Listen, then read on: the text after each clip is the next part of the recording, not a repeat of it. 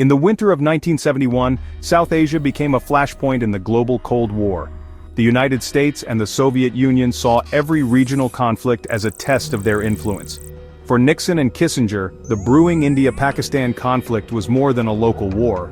It was a proxy battle for global credibility. Pakistan, a key U.S. ally and the secret bridge to China, was vital to Nixon's strategy. India, meanwhile, had signed a treaty with the Soviets, deepening American fears of encirclement. When war erupted in December, Washington viewed it as Soviet ambition, masked by Indian rhetoric.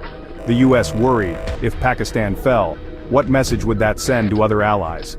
The crisis began with political turmoil in East Pakistan, leading to a brutal crackdown and millions of refugees fleeing to India. Yet, for the Nixon administration, strategic calculations overshadowed the humanitarian disaster.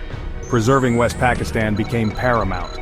Nixon and Kissinger doubled down on supporting President Yahya Khan, even as the world watched in horror.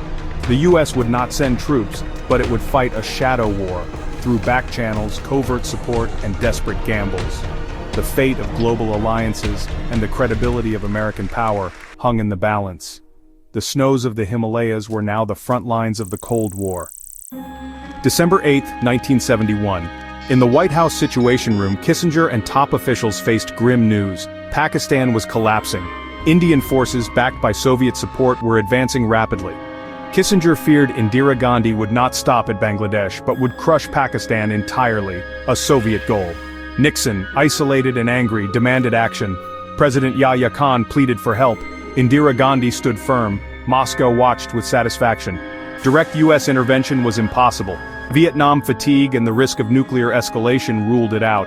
The team searched for indirect ways to help, desperate to prevent a total Pakistani collapse.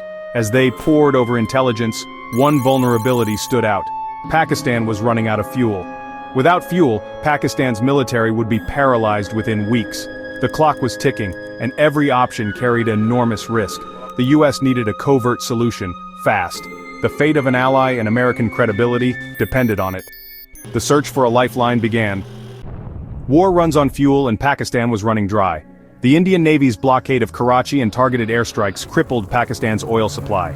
CIA reports were dire 2 weeks of fuel left, then total military paralysis. No fuel meant grounded jets, stranded tanks, and a defenseless nation. For the U.S., this was an existential crisis for its South Asian strategy. Kissinger put it bluntly, the Pakistanis are going to run out of oil in 2 weeks. The urgency was overwhelming. Direct resupply was impossible. American tankers would risk war with India and the Soviets. The solution had to be covert, deniable, and fast. The U.S. needed a third party willing to take the risk. Eyes turned to Pakistan's neighbors. Could anyone break the blockade and deliver the lifeblood Pakistan needed? The Situation Room became a war room for secret logistics. Every hour lost brought Pakistan closer to defeat. The search for a savior intensified. With direct intervention off the table, the U.S. turned to its allies for covert support. Iran, under the Shah, was the first choice. Oil-rich, American-backed, and sharing a border with Pakistan. The plan quietly supply Iran, who would then funnel fuel and equipment to Pakistan.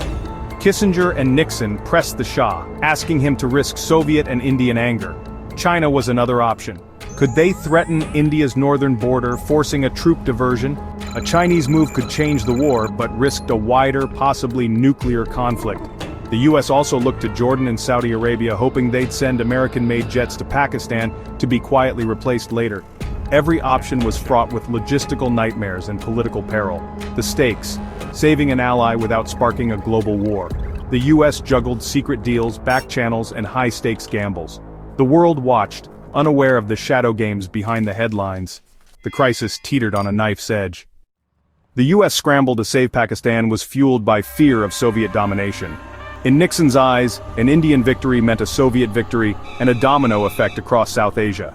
The nightmare, a pro-Soviet bloc from the Middle East to Southeast Asia, threatening U.S. interests and allies. Indira Gandhi, seen as a Soviet pawn, became the focus of American animosity. Nixon and Kissinger believed they were standing up to a global adversary, not just India. To send a message, Nixon ordered the USS Enterprise into the Bay of Bengal. Officially, it was to evacuate Americans. In reality, it was gunboat diplomacy, a warning to India and the Soviets. The move was risky, but the US wanted to show it would not abandon its allies. The world's attention shifted to the Indian Ocean as superpowers flexed their muscles. The crisis was now a global chess match with South Asia as the board. The stakes: credibility, alliances, and the balance of power. The Cold War had come to the subcontinent's doorstep. The war ended swiftly. Pakistan surrendered in the east, and Bangladesh was born. The USS Enterprise arrived too late to matter. On the surface, Nixon and Kissinger's strategy had failed, but their tactics, proxy support, covert aid, and geopolitical balancing, became a blueprint for future US policy. A decade later, the US would use Pakistan to arm Afghan fighters against the Soviets, echoing 1971's playbook. These strategies helped defeat rivals, but also sowed seeds of future instability. The great power competition of 1971 echoes today, with China replacing the Soviet Union as America's main rival in Asia. The Quad Alliance and concerns over China's Belt and Road mirror old Cold War anxieties. The language has changed, but the strategic fears remain. The events of 1971 remind us how great power rivalries shape the fate of smaller nations. The lines drawn then still influence South Asia's politics. Proxy wars and alliance tests continue. The chess game never truly ends. History doesn't repeat, but it rhymes. The 1971 crisis shows how great powers prioritize strategy over humanitarian concerns. Proxy wars, secret deals, and the fear of falling dominoes are recurring themes. Nixon and Kissinger's choices were shaped by a worldview of existential stakes. Supporting a dictatorship over a democracy was justified by Cold War logic. Today's leaders face similar dilemmas, balancing interests, alliances, and values in a complex world. The story of 1971 is a cautionary tale. Regional conflicts can spiral into global crises. Risky moves and secret gambits can have unpredictable consequences. The lines drawn and strategies tested then still echo in today's geopolitics. The great game of nations continues, with new players but familiar stakes. As we watch current events unfold, the echoes of 1971 remind us, history's lessons are never far away.